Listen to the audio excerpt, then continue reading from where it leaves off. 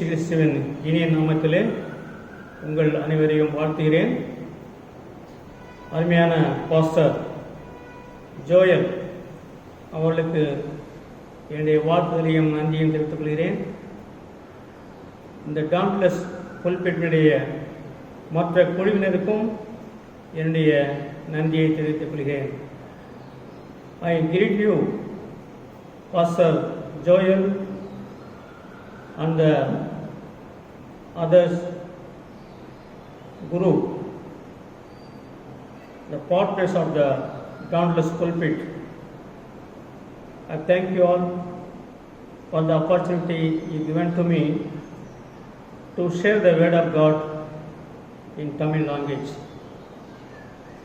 May God bless you to fulfill your purpose through the Dauntless Pulpit. இந்த நாளிலே நாம் தந்தை தினத்தை கொண்டாடுகிறோம். இந்த சண்டே தந்தை தின சண்டையாக கொண்டாடுகிறோம். இந்த தந்தை தினம் ஃபாதர்ஸ் டே 9/6/1910 முதலாக கொண்டாடப்பட்டது. வாஷிங்டனிலே முதலாக இந்த தந்தை தினம் கொண்டாடப்பட்டது. அதன் பிறகு 11, 12, 13 அப்படியாக தொடர்ந்து இந்த தந்தை தினம் கொண்டாடப்படுகிறது. இந்த நாளிலும் கூட இந்த வருடம் இந்த நாளிலும் கூட நாம் தந்தை தினத்தை கொண்டாடுகிறோம். தந்தை தினம் என்பது ஏன் நம்முடைய வாழ்க்கையிலே நம்முடைய கிறிஸ்துவ சமுதாயத்திலே ஒரு முக்கியமான நாள் என்று நாம் தியானிப்போம் என்றால், ஆண்டவர் ஏதோனிலே முதலாக ஒரு தந்தையை உண்டாக்கினார். வேதாகமத்திலே நாம் முதலாக பார்க்கும்போது ஆதியாகமம் 2வது அதிகாரம் 24வது வசனத்திலே அப்பா என்ற அந்த பெயர் முதலாக சொல்லப்படுகிறது. ஆண்டவர் ஆதாமை முதலாக உண்டாக்கி தன்னுடைய சுவாசத்தை அவனில் ஊதினார் என்று நாம் வாசிக்கிறோம். அது மாத்திரமல்ல, இன்னும் 1வது அதிகாரம் 27-27வது வசனம், ஆதியாகமம் 27-28 நாம் வாசிக்கிறோம். ஆண்டவர் தன்னுடைய சாயலிலே அவனை உண்டாக்கினார் என்று நாம் வாசிக்கிறோம். ஆதாமையும் ஏவாளையும் ஆணும் பெண்ணுமாக உருவாக்கினார், தன்னுடைய சாயலிலே உருவாக்கினார் என்று பார்க்கிறோம். எனவே நமக்கெல்லாம் தகப்பன் ஆதாம். அந்த ஆதாமை உண்டாக்கிய தகப்பன், ஆதாமுடைய தகப்பன் நம்முடைய ஆண்டவர். எனவே ஆண்டவர் தன்னுடைய சாயலிலே ஆதாமையும் ஏவாளையும் உண்டாக்கினார். எனவே நமக்கு உண்டான நம்முடைய தகப்பன், இந்த உலகத்திலே நமக்கு ஆண்டு கொடுத்திருக்கிற தகப்பன் நம்முடைய பிதா, நம்முடைய தந்தையை கூட ஆண்டோடைய அந்த சாயலிலே படைக்கப்பட்டிருக்கிறார்கள். அந்த ஆண்டோடைய பொறுப்பும் நமக்கு அந்த தகப்பன்மாருக்கு கொடுக்கப்பட்டிருக்கிறது. எனவேதான் வேதம் என்ன சொல்கிறது? ஆண்டவர் தகப்பனை பற்றி என்ன சொல்கிறார்? தகப்பனுக்கு நாம் செய்ய வேண்டிய கடமை, பிள்ளைகள் செய்ய வேண்டிய கடமை பற்றி என்ன சொல்கிறார்? ஆண்டவர் நமக்கு எப்படி இருக்கிறார்? அவர் கடவுளாக மாத்திரமாக இருக்கிறாரா? அவரை பார்த்து நாம் பயப்படும் ஒரு பயங்கரமாக இருக்கிறாரா? இல்லை, அவர் நமக்கு தகப்பனாகவும் நாம் அவருடைய புத்திரர்களாகவும் இருக்கிறோமா? இதை பற்றி வேதம் என்ன சொல்வது என்பதை பற்றி நாம் இன்று தியானிப்போம். அதற்கு முன்பாக நாம் தலைதாத்தி ஜெபிப்போம். தேவபிதா எந்தன் மேய்ப்பனல்லோ, சிறுமை தாட்சியடையிலனே, ஆவலதா என்னை பைம்புன்னேன், அவர் மேல் கமநீர் அருளுகின்றார். தேவபிதா எந்தன் மேய்ப்பனல்லோ, சிறுமை தாட்சியடையிலனே, ஆத்ம ஆத்துமம் தன்னை குளிர பண்ணி அடியேன் கால்களை நீதி என்னும் நேர்த்தியம் பாதையில் அவர் நிமித்தம் நேர்த்தமும் சுகமாய் நடத்துகின்றார். தேவ பிதா எந்த மேய்ப்பனல்லோ சிறுமை தாட்சியடைகிலனே. சாரிடல் பள்ளல் திறங்கிடினும் சற்றும் தீங்கு கண்ணஞ்சேனே. வானவரன் என்னோடிருப்பார் வளைதடியும் கொன்மே தேற்றும். தேவ பிதா எந்த மேய்ப்பனல்லோ சிறுமை தாட்சியடைகிலனே. பகைவர்க்கெதிரே ஒரு பந்தி பாங்கா எனக்கென்றேற்படுத்தி சுகத்தையிலம் கொண்டன் தலையை சுபமாய் அபிஷேகம் செய்குவார். தேவ பிதா எந்த மேய்ப்பனல்லோ சிறுமை தாட்சியடைகிலனே. ஆயுள் முழுவதும் என் பாத்திரம் அருளும் நலமும் ஆய் நிரம்பும். நேயன் வீட்டினில் சிறப்போடே நெடுநாள் கூடியாய் நிலைத்திருப்பேன். தேவ பிதா எந்த மேய்ப்பனல்லோ சிறுமை தாட்சியடைகிலனே. ஆமாண்டவரே, நீர் எங்களுடைய தேவபிதாவாக இருக்கிறீர். நாங்கள் உம்முடைய பிள்ளைகளும் உம்முடைய மேய்ச்சல்களும் உம்முடைய ஆடுகளுமாக இருக்கிறோம். சுவாமி, எங்களுடைய அன்றாட வாழ்க்கையிலே ஆண்டவரே நீர் எங்களை வழிநடத்துகிறீர்.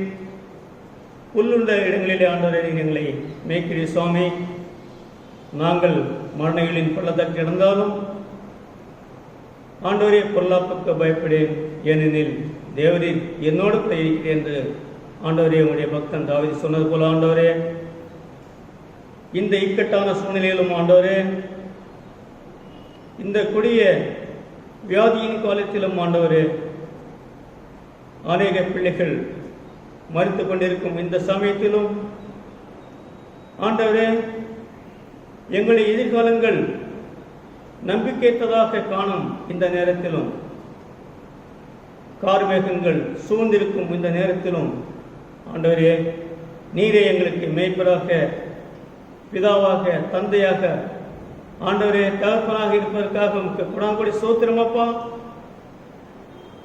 உம்மை அப்பா பிதாவை என்று அழைக்கக்கூடிய புத்திர சுகாரத்தை ஆண்டவரே நீர் தந்திருப்பதற்காக உமக்கு நன்றி செலுத்துகிறோம். இந்த உலகத்திலே ஆண்டவரே நீர் எங்களை அனுமதிக்கும் முறை கர்த்தாவே நாங்கள் உங்களுக்கு புத்திரர்களாக பிள்ளைகளாக ஆண்டவரே மகனாக மகளாக ஆண்டவரே நீர் கொடுத்திருக்கும் வாய்ப்பிற்காகவும் பாதுகாப்பிற்காகவும் எல்லா ஆசீர்வாதங்களுக்காகவும் ஆண்டவரே அந்த உரிமைக்காக ஆண்டவரே நமக்கு நன்றி செலுத்துகிறோம். ஆண்டவரே இந்த செய்தியை கர்த்தாவே நீர் ஆசீர்வதிக்கணுமா ஜெபிக்கிறோம். சுவாமி, நீர் நாங்கள் என்ன கேட்க விரும்புகிறோம் என்பதை கர்த்தாவை நீர் போதித்து ஆண்டு சத்தியத்தை எங்களை தெரிவித்துக் கொண்டு ஆண்டவரே நீர் எங்களுக்கு தந்தையாக இருப்பதையும் நீர் இருந்ததையும் இருக்க போவதையும் நீர் எங்களுக்கு போதிக்க வேண்டுமா ஜெபிக்கிறோம். உம்முடைய ஆவியானதால் என்னை நிரப்ப வேண்டுமா ஜெபிக்கிறோம். சுவாமி, நீர் எனக்கு போதிக்க வேண்டுமா ஜெபிக்கிறோம். அதை ஆண்டவரே நாம் உம்முடைய பிள்ளைகளுக்கு ஆண்டவரே போதிக்கும்படியாக என்னை மறைத்து தாழ்த்தி உடைய அர்ப்பணிக்கிறோம். சுவாமி, கேட்கும் பிள்ளைகள் ஒவ்வொருவரையும் ஆண்டவரே நீர் ஆசீர்வதிக்கணுமா ஜெபிக்கிறோம். நாங்கள் வசனத்தை கேட்புகள் மாற்றமல்ல ஆண்டவரே, அதை கேட்டு வசனத்தை கற்றுக்கொண்டு அதன்படி நடக்கத்தக்கதாக நீர் எங்கள் ஒவ்வொருவரையும் ஆண்டவரே பலப்படுத்த வேண்டுமா ஜெபிக்கிறோம். மீட்பை இயேசு நாமத்தில் கேட்கிறோம் நல்ல பிதாவே, ஆமென்.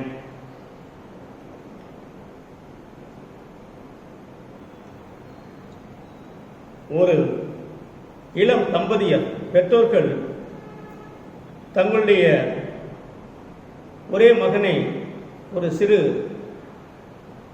5-6 வயது மதிக்கத்தக்க ஒரு வாலிப சிறிய பையனை ஒரு திருவிழாவுக்கு கூட்டி சென்றார்கள். அந்த பையன் நன்றாக நடக்கக்கூடிய ஒரு பையன். இவர்கள் அந்த திருவிழா காலத்திலே அந்த ஊரிலே ஒரு திருவிழாவுக்கு செல்கிறார்கள். அங்கே போகும் பொழுது நிறைய கடைகள், ரோடு முழுவதும் ரோட்டின் 2 பக்கமும் நிறைய கடைகள், பூ விற்கும் கடைகள், பலூன் விற்கும் பலூன்காரன், இனிப்பு விற்கும் அந்த இனிப்புக்காரன், இப்படி பொறிவண்டை விற்கிறவன், இப்படி நிறைய பேர் அந்த ரோட்டின் இருபுறமும் விற்றுக் கொண்டிருக்கிறார்கள். இந்த சிறுவன் அவளுடைய தகப்பனுடைய தாயின் தகப்பனுக்கு பின்னாலே கரங்களை பிடித்துக் கொண்டு நடந்து செல்கிறான். நடந்து செல்லும் பொழுது ஒவ்வொன்றாக பார்த்து, அப்பா எனக்கு இந்த குலாப்ஜாம் வேண்டும், இந்த இனிப்பு எனக்கு வாங்கி கொடுங்களேன்னு சொல்லி கேட்கிறான். அவர்கள் வாங்கி தரவில்லை. அவன் அது கொண்டே எனக்கு வேண்டும் வேண்டும் சொல்லி அவர்கள் பின்னாலே செல்கிறான். திரும்ப இன்னொரு கடைக்கு செல்லும் பொழுது கலர் கலரான வண்ணமான பலூன்கள், அந்த பலூன்களை காட்டி, அப்பா எனக்கு இந்த பலூன் வேண்டும் என்று சொல்லி கேட்கிறான். அவர் அப்பா சொல்கிறார், இல்லை இல்லை நீ வா, பின்னாலே வா என்று சொல்லுகிறார். அவன் அந்த பலூன் கடைக்கு ஓடுகிறான். திரும்ப தன்னுடைய தகப்பனிடம் வருகிறான். ஆனால் அவர்கள் அதை வாங்கி தரவில்லை. அதன் பிறகு இன்னும் கொஞ்சம் கூட செல்கிறான். அங்கே அழகழகான வண்ணமான பூக்கள், அந்த பூங்கொத்துகள், அப்பா இந்த பூங்கொத்துகள் எனக்கு வேண்டும் என்று கேட்கிறான். ஆனாலும் அவர்கள் அதை வாங்கி தரவில்லை. அதன் பிறகு ராட்டினம் சுத்துவது, மேலே உட்கார்ந்து அந்த ராட்டினத்தை நாம் உட்கார வேண்டும் என்று சொல்லி அவளை எதுவும் கேட்கிறான். அவர்கள் அதையும் வாங்கி தரவில்லை. அதையும் ஏற அவனை அனுமதிக்கவில்லை. திரும்பவும் கொஞ்ச தூரம் சென்று ஐஸ்கிரீம் கடைகள், அந்த ஐஸ்கிரீம் வேண்டும் என்று சொல்லி மிகவும் அடம்பிடிக்கிறான். அவர்கள் ஒன்றும் வாங்கி தரவில்லை. நீ வா, திரும்ப பார்த்துக்கொள்ளான்னு சொல்லி இன்னும் முன்னேறி செல்கிறார்கள். இப்படி சென்று கொண்டிருக்கும் போது இந்த பையன், அந்த சிறுவன், அவளை பெற்றோர்களை தொலைந்து விட்டான். அந்த பெற்றோருடைய தொடர்பு அந்த பையனுக்கு விட்டுவிட்டது. அவன் அந்த ரோட்டை பக்கத்தில் இருந்த அந்த வண்டுகள், வண்ணாத்தி பூச்சிகள் அவளை பார்த்து கொண்டு, நிறைய பூக்களை பார்த்து கொண்டு, இப்படியாக வேடிக்கை பார்த்து கொண்டு இருக்கும்போது அவன் பெற்றோர்களை தவற விட்டு விட்டான். இப்பொழுது அந்த பெற்றோர்களை தேடுகிறான். தேடும் பொழுது அவர்கள் கிடைக்கவில்லை. பயங்கர கூட்டம். அங்கே ஒரு ஆலயம், அந்த ஆலயத்திலே நிறைய கூட்டங்கள், எல்லாரும் பெரிய பெரிய மனிதர்கள். இந்த சந்துவிலே அவளுடைய காலடியிலே நுழைந்து இவன் அப்பா அம்மா என்று கதறுகிறான், ஓலமிட்டு அழைக்கிறான். ஆனால் அவர்கள் எங்கெங்கா தேடி பார்க்கிறான், அவர்கள் கிடைக்கவில்லை. ஒரு மனிதனை வந்து அவனை தூக்கி அழாத சொல்ல அவருடைய கண்களை துடைத்து, நீ யார், என்ன வேண்டும் உனக்கு என்று கேட்கிறார். அவன் சொல்கிறான், அப்பா அம்மா என்று சொல்கிறான். அவன் ஒரு கடைக்கு சென்று ஐஸ்கிரீமை வாங்கி தருகிறான். இந்த ஐஸ்கிரீம் சாப்பிட என்று சொல்லி சொல்கிறான். இல்லை, எனக்கு ஐஸ்கிரீம் வேண்டாம், எனக்கு அப்பா அம்மா வேண்டும் என்று சொல்லி அழைக்கிறான். இந்த ராட்டினத்தில் ஏறுகிறாய் என்று சொல்லி கேட்கிறான். இல்லை, எனக்கு ராட்டினம் வேண்டாம், எனக்கு அப்பா அம்மா தான் வேண்டும் என்று சொல்லி மீண்டுமாய் மிகுந்த சத்தமாய் அழுகிறான். அதன் பிறகு அந்த மனிதன் அவனை தூக்கி சென்று அழகான அந்த பலூன்களை காட்டி, இந்த பலூனை வைத்துக்கொள் என்று சொல்லி சொல்கிறான். இல்லை, எனக்கு பலூன் வேண்டாம், எனக்கு அப்பா அம்மா தான் வேண்டும் என்று சொல்லி மீண்டுமாய் மிகவும் சத்தமிட்டு அழுகிறான். கடைசியாக அந்த இனிப்பு இருந்த அந்த கடையிலே கொண்டு அந்த இனிப்பை காட்டி, இந்த குலாப்ஜாம் வேண்டுமா என்று சொல்லுகிறான். இல்லை இல்லை, எனக்கு ஒன்றும் வேண்டாம், எனக்கு அப்பா அம்மா தான் வேண்டும் என்று சொல்லி சொல்கிறான். பாருங்கள், தன்னுடைய அப்பா அம்மா இருக்கும்போது இந்த எல்லா பண்டங்களையும் அவன் கேட்கிறான், தன்னுடைய பெற்றோரிடம் கேட்கிறான். அவர்கள் கொடுக்கவில்லை. ஆனால் இன்று யாரோ ஒருவர் கொடுக்கிறார். எல்லாவற்றையும் தன்னுடைய தகப்பன் மறுத்த எல்லாவற்றையும் வாங்கி தருவதாக மற்றவன் சொல்கிறான். ஆனால் இந்த சிறுவன், எனக்கு எதுவுமே வேண்டாம், எனக்கு அப்பா அம்மா தான் வேண்டும் என்று சொல்கிறான். எனவே நம்முடைய வாழ்க்கையிலே நம்முடைய பெற்றோர்கள், நம்முடைய அப்பா அம்மா எவ்வளவு முக்கியமானவர்கள் என்பது நமக்கு அவர்கள் நம்மோடு கூட இருக்கும்போது தெரிவதில்லை. அவளை இழந்த பிறகுதான் நாம் அவளை பற்றிய அன்பை, அவளுடைய தியாகத்தை நம்மால் உணர முடிகிறது. இங்கே இன்றைய செய்தியிலே நாம் தியானிக்க இருப்பது த ஃபாதர்ஹுட் ஆஃப் காட். ஆண்டவருடைய தந்தையின் தன்மையை பற்றி நாம் தியானிக்க இருக்கிறோம். The fatherhood of God in the Bible. முதலிலே பழைய ஏற்பாட்டிலே ஆண்டவருடைய இந்த தந்தையின் தன்மை எப்படி இருந்தது என்பதை பற்றி நாம் தியானிப்போம். அதன் பிறகு புதிய ஏற்பாட்டிலே ஆண்டவருடைய அந்த தந்தையுடைய உள்ளம், அவருடைய தன்மை எப்படி இருக்கிறது பற்றி நாம் ஒரு சில வசனங்களை மட்டும் தியானிக்க இருக்கிறோம். முதலிலே பழைய ஏற்பாட்டிலே யாத்திராகமம் 4வது வசனம், 4வது அதிகாரம், வசனங்கள் 22, 23. Exodus chapter 4 verses 22 and 23. இஸ்ரவேல் என் சிரேஷ்ட புத்திரன். ஆண்டவர் சொல்கிறார், இஸ்ரவேல் என் சிரேஷ்ட புத்திரன். எடுங்கள் யாத்திராகமம் 4வது அதிகாரம் 22, 23. அப்பொழுது பார்வோனோடே சொல்ல வேண்டியது என்னவென்றால், இஸ்ரவேல் என்னுடைய குமாரன், என் சிரேஷ்ட புத்திரன். எனக்கு ஆராதனை செய்யும்படி என் குமாரனை அனுப்பிவிடு என்று கட்டளையிடுகிறேன். அவனை விடமாட்டேன் என்பாயாகில் நான் உன்னுடைய குமாரனை, உன் சிரேஷ்ட புத்திரனை சங்கரிப்பேன் என்று கர்த்தர் சொன்னார் என்று சொல்லி என்றார். என்ன சொல்கிறார் ஆண்டவர்? இஸ்ரவேல் என்னுடைய சிரேஷ்ட புத்திரன். சிரேஷ்ட புத்திரன் என்று சொன்னால் ஃபர்ஸ்ட் பார்ன் சன். மோசேயிடம் பார்வோனிடம் போய் சொல்ல இப்படியாக சொல்லி சொல்கிறார், இஸ்ரவேலுடைய சிரேஷ்ட புத்திரன், அடிமையில் இருக்கும் இஸ்ரவேலரை நீ என்னை வணங்க நீ அவனை விடுவி, இல்லை என்றால் நான் உன்னுடைய சிரேஷ்ட புத்திரனை சங்கரிப்பேன் என்று சொல்லி சொல்கிறார். ஆண்டவர் இஸ்ரவேலை தேர்ந்து கொள்ளும் பொழுது அடிமையாகிய எகிப்தில் இருந்தவர்கள் அடிமையாக வாழும்பொழுது அவளுடைய கூக்குரலை கேட்டார், அவளுடைய கதறுதலை கேட்டார், அவளுடைய அடிமைத்தன அந்த துன்பங்களை அவர் கேட்டு அவளை விடுவிப்பதற்காக மோசையை அனுப்புகிறார். அங்கே என்ன சொல்கிறார்? இஸ்ரவேல் என்னுடைய சிரேஷ்ட புத்திரன். இந்த சிரேஷ்ட புத்திரன் என்பது என்னவென்றால், அந்த சிரேஷ்ட புத்திரனுக்கு ஒரு தனி சலுகை உண்டு. அதாவது தன்னுடைய பங்கிலே, தகப்பனுடைய பங்கிலே இரட்டை பங்கு அவனுக்கு உண்டு. நாம் இதை உபாகமம் 21வது அதிகாரம் 12 முதல் 25 வரை நாம் வாசிக்கலாம். அதில் நாம் வாசிக்கும் போது அந்த டபுள் போர்ஷன், 2 மனைவியை ஒருவன் திருமணம் செய்தாலும் முதல் மனைவி அவன் பிடிக்காவிட்டாலும் அவனுக்கு பிறக்கும் அந்த குழந்தை அவன்தான் ஃபர்ஸ்ட் பார்ன் சன். எனவே சிரேஷ்ட புத்திரன் என்று சொல்கிறார். இஸ்ரவேல் என்னுடைய சிரேஷ்ட புத்திரன், அவன் எனக்கு ஃபர்ஸ்ட் பார்ன் சன் என்று சொல்கிறார். இன்னும் எரேமியா 31வது அதிகாரம் 8வது வசனம் இதே வாக்கு சொல்கிறார், இஸ்ரவேலுக்கு நான் பிதாவாய் இருக்கிறேன். I am the father of Israel and Ibrahim என் சிரேஷ்ட புத்திரன். இங்கே இப்ராஹிம் என்ற சிரேஷ்ட புத்திரன் சொல்கிறார். யார் இப்ராஹிம்? எப்ராஹிம் யோசேப்பினுடைய மகன். எனவே இங்கே எப்ராஹிமுடைய சிரேஷ்ட புத்திரன் என்று சொல்கிறார்.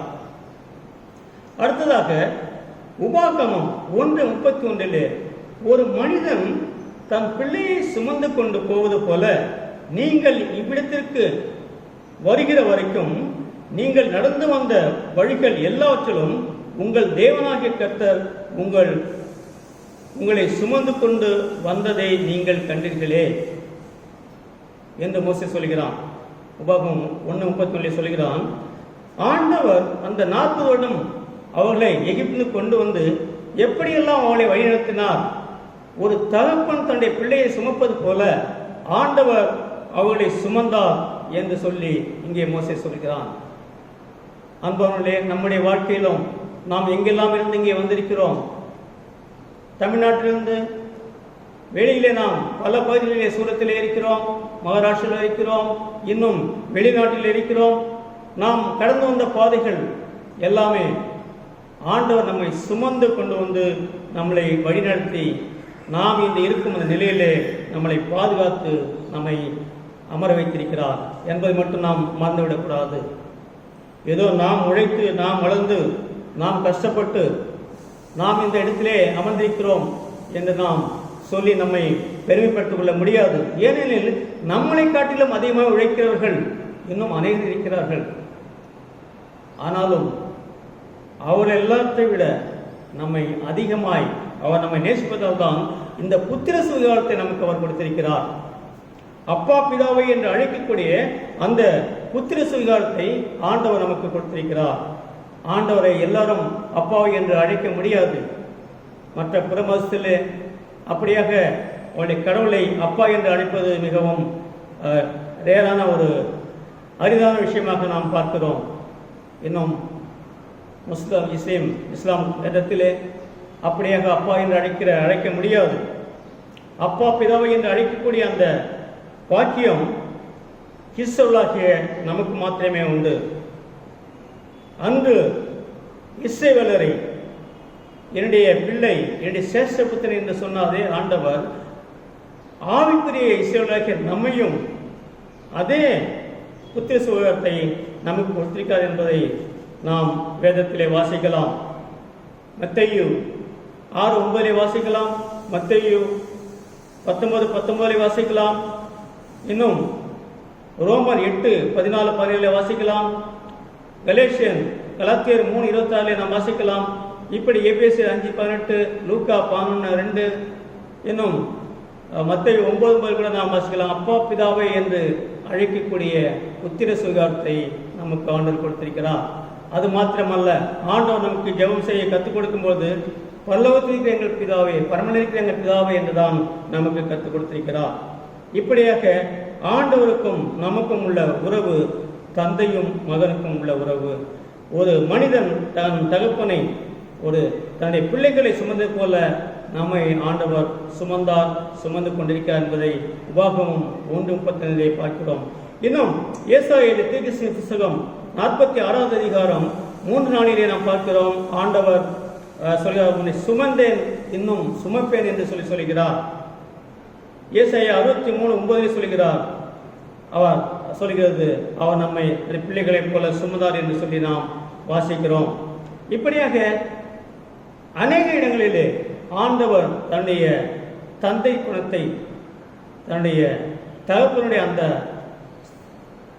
ஸ்தானத்தை அவர் வைத்துக்கொண்டு நம்மை பிள்ளைகளாக அவர் நம்மை பாதுகாப்பதை நாம் அநேக இடங்களிலே வாசிக்கலாம். ஓசியாவுடைய தீர்க்கதரிசி புத்தகம் 11வது அதிகாரம், நான் எப்பிராயீமை கைப்பிடித்து நடக்க பழக்கினேன் என்று சொல்கிறார். நான் இஸ்ரவேலை கைப்பிடித்து நடக்க பழக்கினேன். எப்பிராயீம் என் சேஷ்ட புத்திரன். இங்கு திரும்பவும் வாசிக்கிறோம். எப்பிராயீமை கைப்பிடித்து நடக்க பழகினேன் என்று சொல்கிறார்.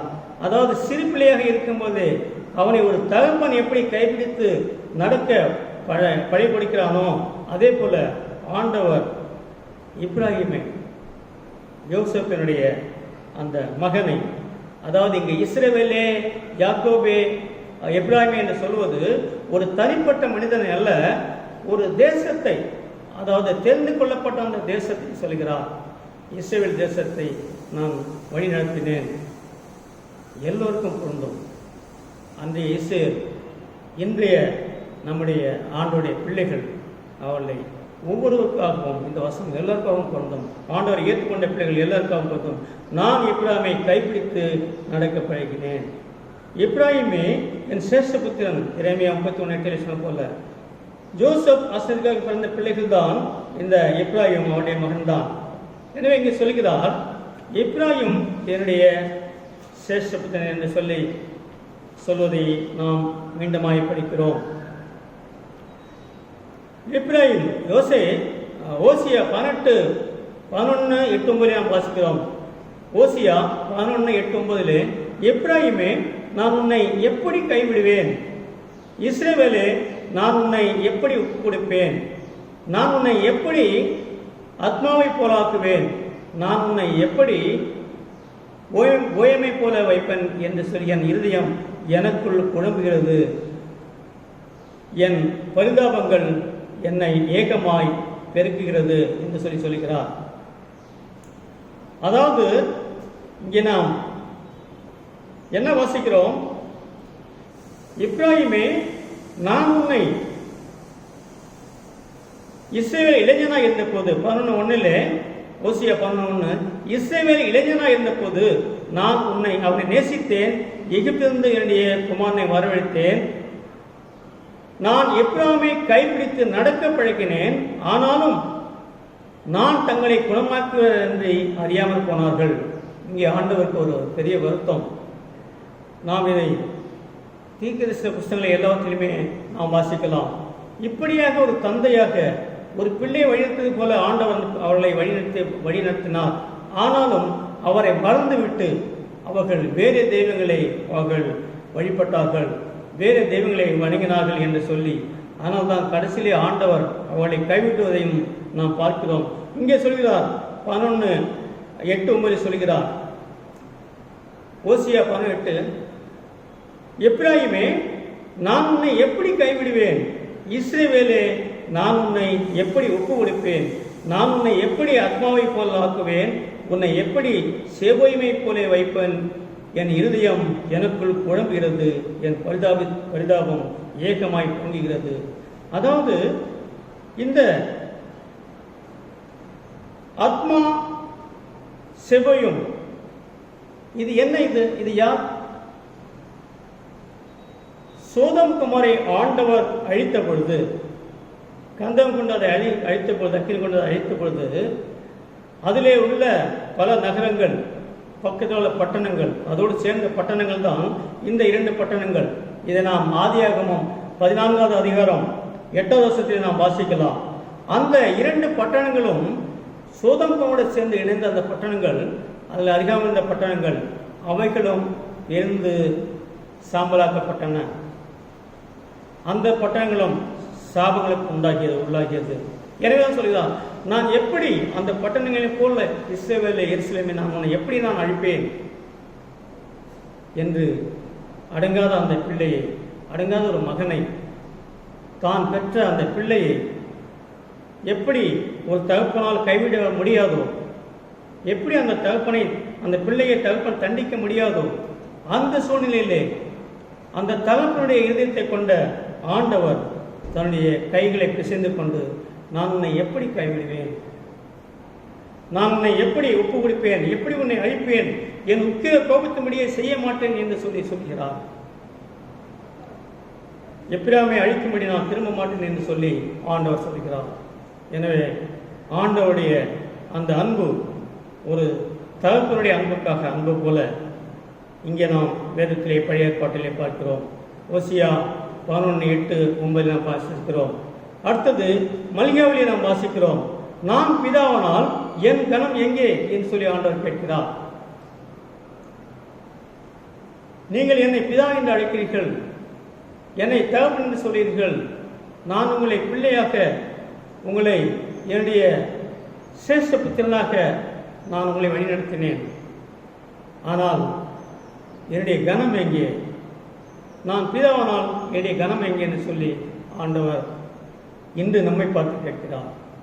அந்த இஸ்ரவேலை கேட்ட அதே ஆண்டவர் இன்று நம்மை பார்த்து கேட்கிறார், நான் அப்பாவானால் என்னுடைய கனம் எங்கே என்று சொல்லி கேட்கிறார்.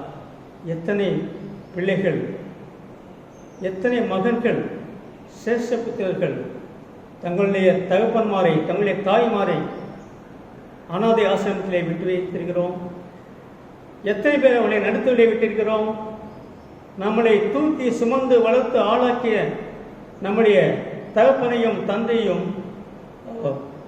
தாயையும் எத்தனை பேர் அனாதைகளாக விட்டிருக்கிறோம். அவளை கவனிக்காமல் எத்தனை பேர் அவளை நாம் உதாசீனப்படுத்தியிருக்கிறோம். ஆனால் ஆண்டவர் சொல்கிறார், நான் உங்களை எப்படி கைவிடுவேன்? எப்ராஹிமே, நான் உன்னை நடக்க கற்றுக் கொடுத்தேன், உன்னை தோளிலே தூக்கி சுமந்தேன், உனக்கு தேவையான எல்லாவற்றையும் செய்தேன், உன்னை பாதுகாத்தேன், ஆனால் நீ என்னை கைவிட்டு விட்டாய் என்று சொல்லி ஆண்டவர் ஓசியாவிலே சொல்கிறார். கடைசியாக புதிய ஏற்பாட்டிலே ஆண்டவருடைய அந்த தகப்பனுடைய தன்மையை நாம் அறிந்து கொள்ளலாம். லூக்கா சுவிசேஷம் 15வது அதிகாரம் வசனங்கள் 11 முதல் 32 வரை. லூக்கா 15வது அதிகாரம். இந்த வசனம், இந்த கதை எல்லோருக்கும் தெரிந்த ஒரு கதை. இது கதை அல்ல, இது ஆண்டவர் சொன்ன ஒரு உவமானம், ஒரு உவமை, ஒரு பேரபிள். அங்கே இந்த கதை, இந்த உவமை எல்லாருக்கும் தெரிந்த ஒரு உவமை. 2 குமாரர்கள் இருக்கிறார்கள் ஒரு தகப்பனுக்கு. அதிலே அந்த சிறிய குமாரன் தன்னுடைய பங்கை, தன்னுடைய ஷேரை வாங்கி கொண்டு தூர தேசத்துக்கு சென்று விடுகிறான். அங்கே சென்று தன்னுடைய பணத்தை எல்லாம் செலவழித்த பிறகு ஒரு பன்றி மேய்க்கும் வேலையிலே சேர்கிறான். ஆனால் கடைசியிலே அந்த பன்றி தின்னும் அந்த தவிடு கூட அவனுக்கு கிடைக்காமல் பசியால் வாடுகிறான். அப்பொழுதுதான் அவனுக்கு தன்னுடைய தந்தையுடைய ஞாபகம் வருகிறது. அங்கே சொல்கிறான் 12வது வசனம், நான் எழுந்து என் தகப்பனத்திற்கு போய், தகப்பனே, பரத்துக்கு விரோதமாகவும் உமக்கு முன்பாகவும் பாவம் செய்தேன், இனிமேல் உம்முடைய குமாரன் என்று சொல்லப்படுவதற்கு நான் பார்த்து நல்ல உம்முடைய கூலிக்காலில் ஒருவனாக என்னை வைத்துக் கொள்ளுங்க என்பேன் என்று சொல்லி எழுந்து புறப்பட்டான். அவன் இப்படியாக ஒரு உமி கூட சாப்பிட கிடைக்காத பொழுது, பட்டினியால் அவன் வாடும் பொழுது தன்னுடைய தகப்பனுடைய நினைவு அவனுக்கு ஞாபகத்தில் வருகிறது. என்னுடைய தகப்பன் வீட்டிலே அநேக வேலைக்காரர்கள் இருக்கிறார்கள். நான் என் தகப்பனத்தை சென்று, தகப்பனே, நான் என்னை மகனாக ஏற்றுக்கொள்ள வேண்டாம், வேலைக்காரி உருவாக ஏற்றுக்கொள்ளும் என்று சொல்லி அவன் தன்னுடைய தகப்பனத்திற்கு திரும்பி வருகிறான். நாம் இங்கே கவனிக்கக்கூடிய ஒரு விஷயம் என்னவென்றால், அவன் நினைத்ததோடு மாத்திரம் அல்ல, அவன் எழுந்து புறப்பட்டு சென்றான் என்று சொல்லி நாம் வாசிக்கிறோம். இங்கே இது மிக முக்கியமான நாம் காணக்கூடிய ஒரு கவனிக்கக்கூடிய ஒரு விஷயம் என்னவென்றால், அவன் 13வது வசனத்திலே வாசிக்கிறோம், லூக்கா 15:13 வாசிக்கிறோம், மிகவும் தூரமான தேசத்தை சென்று விட்டான்னு சொல்லி வாசிக்கிறோம். திரும்பி வருவதற்கு வாகனம் இருந்ததோ, அவனுடைய கையிலே காசு இருந்ததோ நமக்கு தெரியாது, காசு இருந்திருக்காது. எப்படி வந்தானோ என்று தெரியவில்லை, நடந்து வந்தானோ எப்படியோ தெரியவில்லை. ஆனால் அவன் அந்த முயற்சி எடுத்து, அவன் யோசோடு மாத்திரமல்ல, அவன் அங்கேருந்து புறப்பட்டு திரும்ப வந்து தன்னுடைய தகப்பனிலே வந்து சேர்வதை நாம் காண்கிறோம். பிறகு என்ன பார்க்கிறோம்? அங்கே அதன் பிறகு நடப்பதுதான் மிகவும் முக்கியமான விஷயங்கள். அவன் தூரத்தில் வரும்போதே, 20வது வசனம், அவன் தூரத்தில் வரும்போது அவனுடைய தகப்பன் அவனை கண்டு மனதுருகி ஓடி அவன் கழுத்தை கட்டிக்கொண்டு அவனை முத்தம் செய்தான். தூரத்திலிருந்து வரும்போது என்ன தெரிகிறது? தன்னுடைய மகன் சென்றலிருந்து அவன் வழிமேல் வழி வைத்து தன் மகன் திரும்பி வரமாட்டானா என்று அவன் காத்து கொண்டிருந்தது போல் நமக்கு தெரிகிறது. எனவேதான் அவன் திரும்பி வரும்பொழுது ஓடி செல்கிறான். அவனை கண்ட உடனே ஓடி செல்ல பார்க்கிறான். தூரத்தில் வரும்போதே அவனுடைய தகப்பன் அவனை கண்டு மனதுருகிறான், ஓடி செல்கிறான். அவன் கழுத்தை கட்டிக்கொண்டு அவனை முத்தம் செய்தான் என்று வாசிக்கிறோம். ஒரு வயதான ஒருவன், அந்த காலத்திலே ஒரு வயதான ஆள் ஓடுவது என்பது அவருடைய கௌரவத்திற்கு குறையான ஒரு விஷயமாகும். ஆனால் ஓடி செல்கிறான், ஓடி சென்று அவனுடைய கழுத்தை கட்டிக்கொள்கிறான், அவனை முத்தம் செய்தான் என்று வாசிக்கிறோம். ஆனால் முத்தம் செய்து கொண்டே இருந்தான், திருப்பி முத்தம் செய்தான் என்றுதான் நாம் அதை மொழிபெயர்க்க முடியும். அப்படிதான் அதை எழுதியிருக்கிறது. எனவே அவன் ஓடி சென்று கட்டிப்பிடித்து, கழுத்தை கட்டிப்பிடித்து அவனை மாறி மாறி முத்தம் செய்தான். இங்கே அந்த தகப்பனுடைய அன்பை நம்முடைய ஆண்டவர் எவ்வளவா இங்கே சித்தரிக்கிறார் என்பதை நாம் அறிந்து கொள்ள முடியும். நம்முடைய ஆண்டவருடைய அன்பு, இந்த மகன் என்னை விட்டுவிட்டு சென்று விட்டான், தன்னுடைய சொத்தையெல்லாம் அழித்து விட்டான், என்னை ஏமாற்றி விட்டான், என்னை பொய் சொல்லிவிட்டான் என்றெல்லாம் அவன் நினைக்கவில்லை. அந்த தகப்பன் கோபப்படவில்லை. இவன் சொன்ன ஒரு வார்த்தையை கூட அவன் கேட்கவில்லை. தகப்பனே, நான் உனக்கு விரோதமாக குற்றம் செய்தேன், என்று அவன் சொல்வதை கூட இவன் கேட்கவில்லை. உன்னுடைய மகனாக ஏற்றுக்கொள்ள வேண்டாம், கூலிக்கால வைத்துக்கொள்ள என்று சொல்ல கூட அவன் கேட்கவில்லை. தன்னுடைய தகப்பன் என்ன செய்கிறான்? 22வது வசனம், அப்பொழுது தகப்பன் தன் ஊழியக்காரரை நோக்கி, நீங்கள் உயர்ந்த வஸ்திரத்தை கொண்டு வந்து இவனுக்கு உடுத்தி இவன் கைக்கு மோதிரத்தையும் கால்களுக்கு பாதரட்சியும் போடுங்கள் என்று சொல்கிறான். உயர்ந்த வஸ்திரம், தன்னுடைய வீட்டிலே உள்ள எல்லா வஸ்திரத்தை விட மிகவும் உயர்ந்த வஸ்திரத்தை போட சொல்கிறான். அடுத்ததாக கையிலே ஒரு அந்த சீக்ரெட் ரிங் என்று சொல்வார்கள், அந்த மோதிரம், அதிகாரத்துடைய அந்த மோதிரம். தன்னுடைய வீட்டிலே ஒரு மகன், அவன் அந்த அதிகாரத்துடைய மோதிரம், அதனுடைய சின்னமாக அந்த மோதிரத்தை போடுகிறார்கள். அடுத்தது காலிலே பாதரட்சை. இந்த பாதரட்சை எதை குறிப்பிடுது என்று சொன்னால், அடிமையான ஒருவன் அந்த பாதரட்சியை போட முடியாது. அவனுடைய வீட்டிலே இருக்கும் ஒரு அடிமை இந்த பாதரட்சியை போட முடியாது. ஆனால் அவனை மகனாக அந்த தகப்பன் ஏற்றுக்கொள்கிறான். எனவேதான் அந்த உயர்ந்த வஸ்திரம், அந்த சிக்னேட்டரிங் காலனி, இதை மூன்றையும் அவனுக்கு கொடுத்து அவனை மகனாக திரும்பவும் ஏற்றுக்கொள்கிறான். என் மகன் மறித்து விட்டான், ஆனால் திரும்பவும் உயிரோடு வந்திருக்கான் என்று சொல்லி கொழுத்த கன்றை அடித்து அந்த ஊர் முழுவதையும் கூப்பிட்டு அவளுக்கு பெரிய விருந்து வைத்தான் என்று சொல்லி நாம் வாசிக்கிறோம். இங்கே ஆண்டவருடைய அந்த அன்பை நாம் முற்றுமுழுவதுமாய் காண முடிகிறது. நாம் தூர சென்று விட்டாலும், நம்முடைய அன்பு அவரை ஒதுக்கிவிட்டாலும், அவர் நம்மை மறவாமல் எப்பொழுதும் நம்மை நேசிக்குவராக, என்னை விட்டு பிரிந்து போன மகன் எப்போது வருவான் என்று சொல்லி காத்து கொண்டிருக்கிறார். பாவியான ஒருவன் பரலோகத்தில் வரும்போது எவ்வளவு சந்தோஷம் என்பதை நாம் இடத்தில் வாசிக்கிறோம். அதே போல தன்னுடைய பிரிந்து போன அந்த மகன் திரும்பவும் எப்போது வருவான் என்று சொல்லி காத்து கொண்டிருக்கிறார். இன்று நம்முடைய நிலைமை இதுவா? நாம் ஆண்டவரை விட்டு மிகவும் தூரம் சென்று விட்டோமா? அவருடைய அன்பை விட்டு, அவருடைய பார்வையிலிருந்து, அவருடைய பிரசிலிருந்து விலகி ஓடி மிகவும் தூரம் சென்று விட்டோமா? அந்த தூரம் சென்ற அந்த குமாரனை போல திரும்பவும் நாம் மனம் திரும்பி நம்முடைய அப்பாவோடு வரும்பொழுது நிச்சயமாக அவன் நம்மை கட்டிப்பிடித்து அணைத்து ஆசீர்வதித்து தன்னுடைய சொந்த மகனாக நம்மை ஏற்றுக்கொள்வார் என்பதுதான் இந்த 15வது அதிகாரம் நமக்கு இந்த உவமை மூலமாக ஆண்டவர் தன்னுடைய அன்பை இங்கே வெளிப்படுத்துகிறார். அடுத்ததாக ஆண்டவர் என்ன சொல்கிறார்? இப்படி தந்தையாக ஒரு ஆண்டவர், தந்தையாக நமக்கு தகப்பனாக அப்பாவாக இருக்கும் அந்த ஆண்டவர் சில கட்டளைகளை நமக்கு கொடுத்திருக்கிறார்.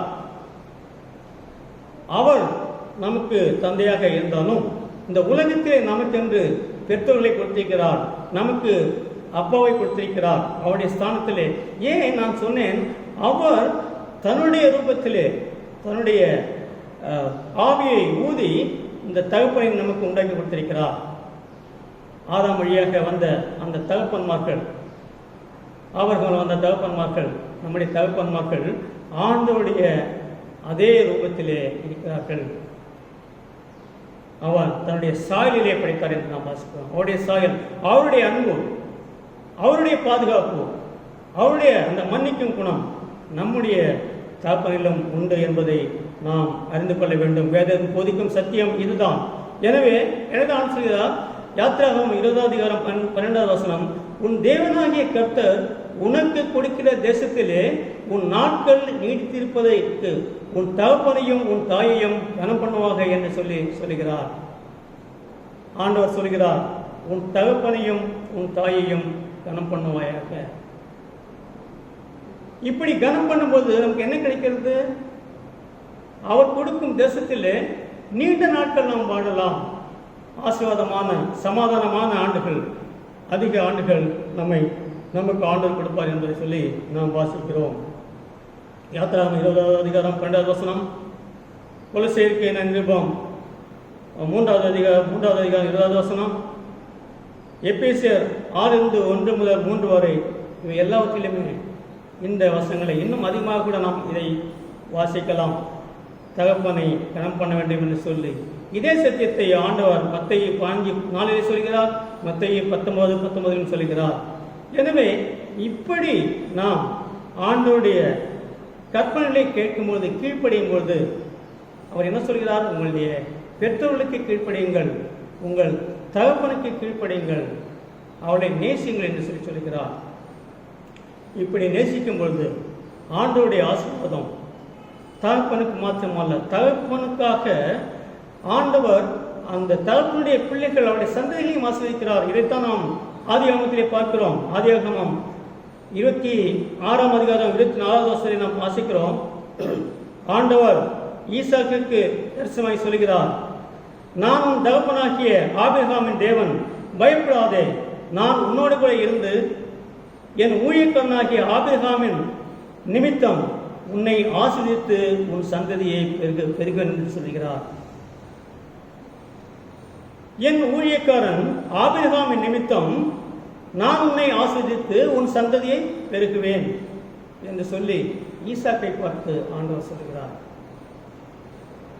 சில வேளைகளிலே நம்முடைய பெற்றோர்களுடைய பக்தி வைராக்கியத்தினாலே, ஆண்டு மேல் அவர்களுக்குள்ள அந்த அன்பினாலே, ஆண்டவர் கொடுத்த அந்த வாக்குத்தத்தினாலே அந்த ஆசீர்வாதம் தொடர்ந்து ஆண்டவருடைய பிள்ளைகளுக்கும் அவருடைய பிள்ளைகளுக்கும் கிடைப்பதை நாம் வேதத்திலே பார்த்து கொண்டிருக்கிறோம். இதை வாழ்க்கையிலே நாம் அனுபவித்துக் கொண்டிருக்கிறோம். நீங்கள் அனுபவிக்கல எனக்கு தெரியாது, ஆனால் நான் அனுபவித்துக் கொண்டிருக்கிறேன். நிறைய என்னுடைய நண்பர்கள், என்னுடைய குடும்ப நண்பர்கள் அநேகரை தெரியும். அவர்கள் இவ்விதமாய் இன்றும் ஆசீர்வதிக்கப்பட்டிருக்கிறார்கள். ஆபிரகாமை ஆசீர்வதித்த அதே ஆண்டவர் ஈசாக்கை ஆசீர்வதித்தார். ஈசாக்கை ஆசீர்வதித்த அதே ஆண்டவர் யாக்கோபை ஆசீர்வதித்தார். யாக்கோபை ஆசீர்வதித்த அதே ஆண்டவர் யோசேப்பையும் ஆசீர்வதித்தார். யோசேப்பின் கூட ஆண்டவர் இருந்தார் சொல்லி நாம் ஆதியாகமத்தில் நாம் வாசிக்கிறோம். 49 வாசிக்கிறோம். யோசேப்பினால் விட்டுவிடவில்லை. அவருடைய மகன் எப்ராயிமை பற்றியும் பேசுகிறார். பேர் சொல்கிறார், எப்ராயிமே, நான் உன்னை எப்படி கைவிடுவேன் சொல்கிறார். அதன் பிறகு தாவீதை ஆசீர்வதித்த அதே ஆண்டவர் அவனுடைய மகன் சாலமோன் நிமித்தம், சாலமோன் பாவம் செய்த பிறகும் அவனை கண்டிக்கிறார். நான் கண்டித்த பிறகும் எச்சரித்த பிறகும் நீ வேறு தெய்வங்களை நீ வணங்கினா என்று சொல்லி, ஆனால் உன்னுடைய தேசத்தை, உன்னுடைய இந்த ராஜ்யத்தை நான் துண்டாக்குவேன். ஆனால் என்னுடைய ஊழியக்காரன் தாவீது நிமித்தம் உன்னுடைய நாட்களில் அல்ல, உன்னுடைய பிள்ளைகளின் நாட்களிலே அந்த இஸ்ரவேலை நான் துண்டுபட்டு சொல்லி அவன் சொல்லுகிறார். இப்படியாக அன்பானவர்களே, நாம் நம்முடைய தகப்பன்மாருக்கு கீழ்ப்படியும் பொழுது, நம்முடைய தாய் தகப்பரை நாம் நேசிக்கும் பொழுது, ஆண்டவர் கொடுத்த இந்த கட்டளை கீழ்ப்படியும் பொழுது, நிச்சயமாக ஆண்டவருடைய அந்த அன்பும் அந்த ஆசீர்வாதமும் நம்மோடு கூட எப்பொழுதும் இருக்கும் என்பதை நாம் மறந்துவிடக் கூடாது. இது ஆண்டவருக்கு கீழ்ப்படியும் பிள்ளைகளுக்கு ஆண்டவர் கொடுக்கும் இந்த ஆசீர்வாதமாகும். கீழ்ப்படியாதவர்களுக்கு என்ன சொல்கிறது வேதம்? தன்னுடைய தகப்பன்மாருக்கு, தன்னுடைய தாய்க்கு கீழ்ப்படியாத பிள்ளைகளை என்ன சொல்றது? யாத்திராகமம் 21 அதிகாரம் 15வது வசனம் 17வது வசனம், உன் தகப்பனையாவது உன் தாயாவது, தன்னுடைய தகப்பனையாவது தாயாவது அடிக்கிறவன் நிச்சயமாய் கொலை செய்யப்பட கடவன். எவ்வளவு ஒரு பயங்கரமான ஒரு கடினமான ஒரு தண்டனை இங்கே ஆண்டவர் சொல்கிறார். இன்னும் லேவியராகமம் 20வது அதிகாரம் 9வது வசனம், தன் தகப்பனையாவது தாயாவது சபிக்கிறவன் நிச்சயமாய் கொலை செய்யப்பட கடவன். இந்த சகிக்கிறவன் என்று சொல்லுகிற அந்த வார்த்தை சில இடத்துல டிஸ்ஹானர், தன்னுடைய தாயாவது தகப்பனையாவது அவமதிக்கிறவன் அவன் கொல்லப்படக்கிறவன், நிச்சயமாய் கொலை செய்யப்படுவான் என்று சொல்லி வேதம் சொல்கிறது. அது மாத்திரமல்ல, உபாகமம் 21:18-21 வரை, 21வது அதிகாரம், உபாகமம் 21வது அதிகாரம் 18-21 வாசம் என்றால், அப்படிப்பட்டவர்களை கல்லெறிந்து கொள்ள வேண்டும். அந்த ஊர்களை எல்லாருமே சேர்ந்து அப்படிப்பட்ட பிள்ளைகளை கல்லெறிந்து கொள்ள வேண்டும் என்று சொல்லி ஆண்டவர் எவ்வளவு ஒரு கடுமையான தண்டனைகளை கொடுக்கிறார். அன்பான சகோதர சகோதரிகளே, அன்பான இளம் வாலிபர்களே, மகன்களே, உங்களுடைய தகப்பன்மாரை நீங்கள் எப்படி கனம் பண்ணுகிறீர்கள்? எப்படி நேசிக்கிறீர்கள்? தன்னுடைய தாயையோ தகப்பனையோ கனம் பண்ணாத எந்த ஒரு மகனும் எந்த ஒரு மகளும் தங்களுடைய வாழ்க்கையிலே சந்தோஷமாக இருக்க முடியாது. அவளுடைய வாழ்க்கை ஒரு ஆசீர்வாதமான வாழ்க்கையாக இருக்கவே முடியாது. தன்னுடைய தாய் தகப்பனை உதாசீனம் செய்த எந்த ஒரு மகனும் மகளும் சரி, அவர்கள் சபிக்கப்பட்டவர்களாக இருப்பார்கள். அவளுடைய பிள்ளைகள், அவருடைய மகன்கள் அவர்களை கனம் பண்ண மாட்டார்கள் என்பதை நான் என்னுடைய வாழ்க்கையின் மூலமும் இன்னும் பல சாட்சியின் மூலம் நாம் நிரூபிக்க முடியும். நான் அனுபவித்திருக்கிறேன். எனவே நம்முடைய ஆண்டவர், நம்முடைய பிதா நம்மை நேசிப்பது போல, நம்மை பாதுகாத்தது போல, நம்முடைய பிதாக்களை, நம்முடைய ஆண்டவர் நமக்கு கொடுத்த அப்பாக்களை, தகப்பன்மார்களை நாம் கனம் பண்ண வேண்டும். அப்படி கனம் பண்ணும்பொழுது அவருடைய ஆசீர்வாதம், ஆண்டவர் கொடுத்த அந்த ஆசீர்வாதம் எப்பொழுதும் நம்மோடு கூட இருக்கும் என்பதை நாம் வேதத்தில் வாசிக்கிறோம். இது உண்மையானது, இது பொய்யான விஷயங்கள் அல்ல. இதை நாம் சரித்திரத்திலும் பார்க்கிறோம், நம்முடைய வாழ்க்கையிலும் பார்க்கிறோம், நம்முடைய சபை சரித்திரத்திலும் நம்முடைய சொந்த வாழ்க்கையிலும் நாம் பார்க்கிறோம். பணம் சேர்த்து வைப்பது பெரிய காரியம் அல்ல. வீட்டிலே சமாதானமும் சந்தோஷமும், ஆண்டவருடைய ஆசீர்வாதம் இல்லாத, அந்த அன்பு இல்லாத வாழ்க்கை, அந்த சந்தோஷம் இல்லாத ஒரு வாழ்க்கை, எப்போதும் தாய் தகப்பன் இல்லாமல், அவளை கனம் பண்ணாமல் அந்த வாழ்க்கையை நாம் வாழ முடியாது என்பதை நாம் உணர்ந்து கொள்ள வேண்டும். இறுதியாக ஒரே ஒரு உதாரணத்தை சொல்லி நான் முடித்துக்கொள்ள ஆசைப்படுகிறேன். ஒரு 11 வயது சிறுமி ஒரு மகள் ஒரு தகப்பனுக்கு அவள் சொன்னாலாம், அப்பா, என்னுடைய 15வது வயதிலே நீங்கள் எனக்கு என்ன பர்த்டே கிஃப்ட் கொடுக்க போகிறீர்கள் சொல்லி கேட்டாலாம். அந்த தகப்பன் சொன்னானாம், மிக நாட்கள் இருக்கிறது, இப்போது ஏன் அவசரப்படுகிறாய், நான் தருவேன் என்று சொல்லி சொன்னானாம். காலம் சென்றது. 11வது வயது சென்றது, 12வது வயது சென்றது, 13வது வயது சென்றது, 14வது வருடம் அவளுக்கு 14 வயதானது. 14வது வருடம் இறுதியிலே அவள் தன்னுடைய இருதயத்திலே ஏதோ கோளாறு ஏற்பட்டு பிரச்சனையாகி மூச்சடைந்து கீழே விழுந்து விட்டாள். அப்படி விழும்பொழுது ஆஸ்பத்திரியிலே கொண்ட மருத்துவமனை கொண்டு சேர்த்தார்கள். அங்கே டாக்டர்கள் மருத்துவர்கள் சொல்லிவிட்டார்கள், இவள் பிழைக்க மாட்டாள் என்று சொல்லி. இவளுடைய இருதயத்திலே பிரச்சனை, எனவே இவள் பிழைக்க மாட்டாள் என்று சொல்லி மருத்துவர் சொல்லிவிட்டார். இது அந்த பிள்ளைக்கு தெரிந்துவிட்டது.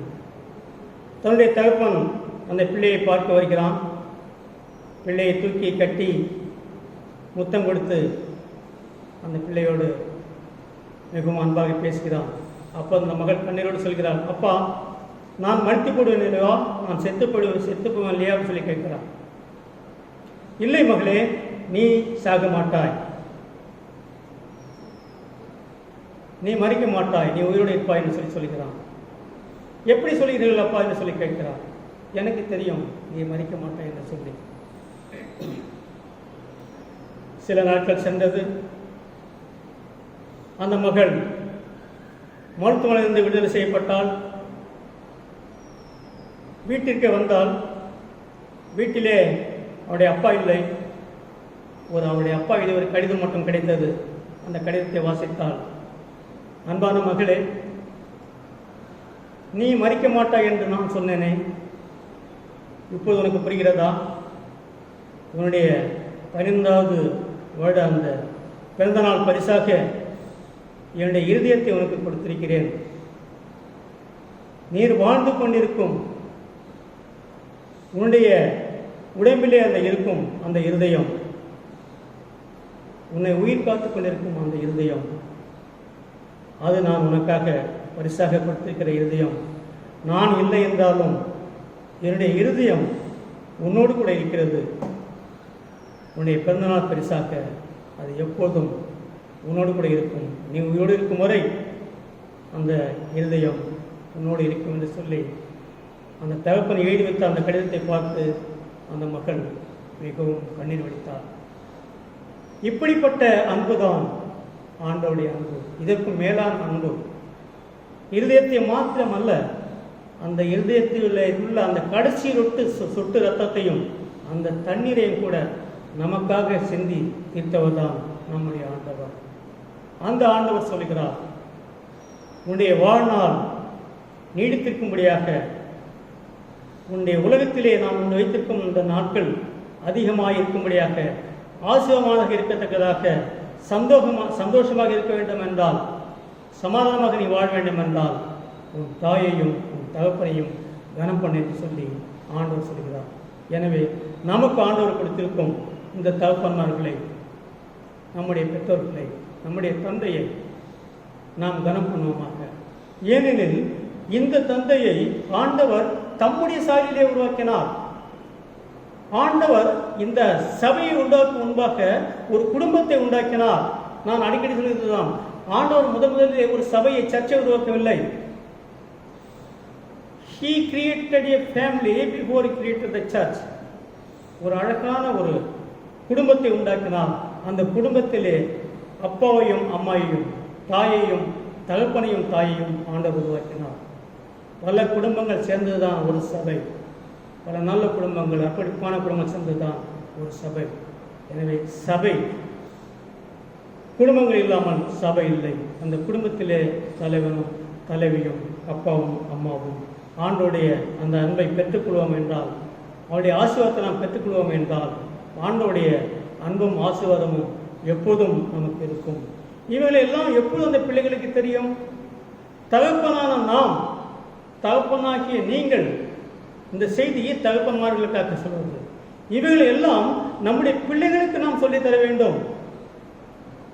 இந்த தேவனுடைய கற்பனைகளை, இந்த கட்டளைகளை, ஆண்டவருடைய அன்பை, ஆண்டவருடைய முக்கியத்துவத்தை, ஆண்டவர் தூக்கி சுமந்ததை, நம்முடைய வாழ்க்கையிலே அவர் செய்த அற்புதங்களை, நம்மை குப்பழிந்து தூக்கி உட்கார வைத்ததை, இவைகளை எல்லாம் நம்முடைய பிள்ளைகளுக்கு நாம் சொல்லி தந்தால்தான் அவர்கள் நம்மை கனம் பண்ண முடியும்.